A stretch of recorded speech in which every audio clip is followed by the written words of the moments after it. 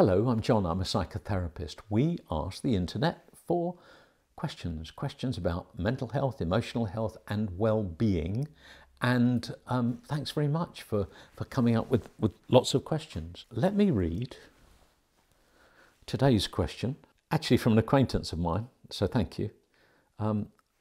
You've talked often, and I've heard a lot about this thing called 7-11 breathing. What's it for? What's it about? And how do you do it? Okay, thank you for the question. There's very little I can give by way of guarantee when people come to see me, but I can almost guarantee that if you learn to do this breathing thing and you do it well and you do it regularly, I promise you it will give more opportunity for your calm thinking brain to be at work rather than your emotional brain. It's a simple thing. I almost apologise to people for teaching them to breathe. You've been doing it fairly well on your own since you were born. But it's just the most amazing calming down trick that there is. And all you do, there's three elements of it. Firstly, try and breathe into the bottom of your lungs. It's called diaphragmatic breathing. It's what singers do. Most people, if you say take a deep breath, they will fill their lungs up into the top. Really what you're trying to do is the opposite to that, and to just force the air down into the bottom of your lungs. The second part of it is that you only breathe in and out through your nose. There's a primitive bit of your brain that thinks you're in the middle of some life-threatening emergency if you start doing a lot of mouth breathing. The last bit of it, and perhaps the most important element, is that you simply breathe out more slowly. You breathe in for a count of 7 and out for a count of 11. Not 7 seconds, it's just a ratio. You're trying to breathe out more slowly. Don't think of it as trying to breathe out for longer. You will naturally do that. So when I do it, I breathe in for a count of 7 and then slowly let it leak out.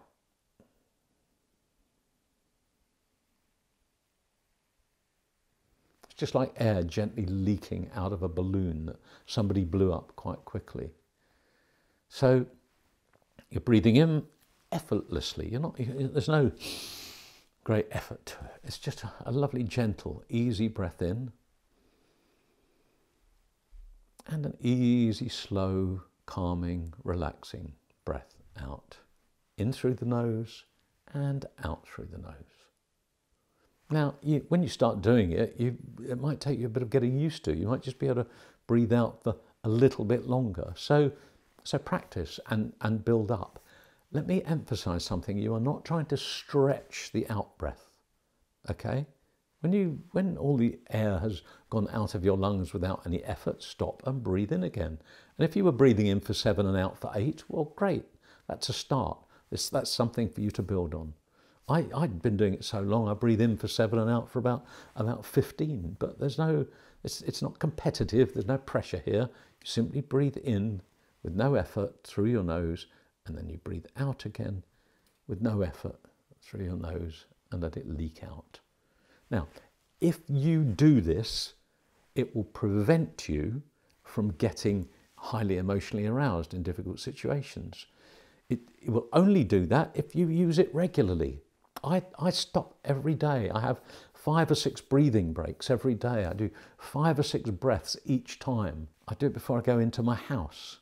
I do it between each client during the day sometimes. I've used it. I teach school teachers how to teach their kids to do it. So what they do is they run out into the playground and have a wild time, and then they come in and they use this breathing technique in order to switch on their thinking brains and switch off their wild outside brains.